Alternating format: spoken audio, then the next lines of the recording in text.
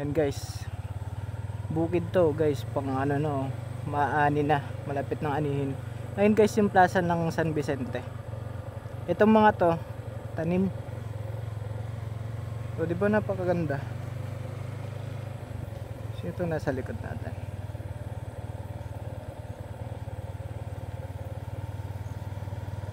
So mas mapapadali na guys yung paglabas ng mga palay, mga inaning pananim, dahil meron ng daan. Kahit papaano, kahit hindi siya sobrang luwag,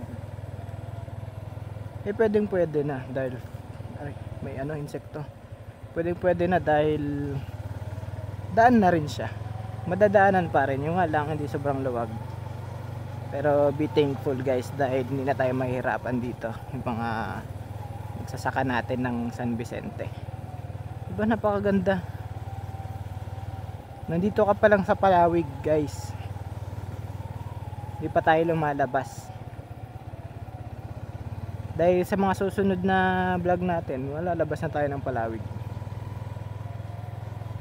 So tapusin muna natin ang Palawig. Halos karamihan kasi ng naging subscriber, ng follower natin ay taga Palawig. Hindi pa tayo lumalabas nun guys.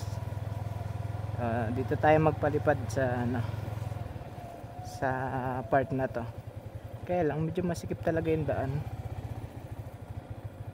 Saan ba tayo pwede? Dito. Malawag na to. So try natin magpalipad. Tignan natin yung ganda ng San Vicente. Palipad ulit tayo dito.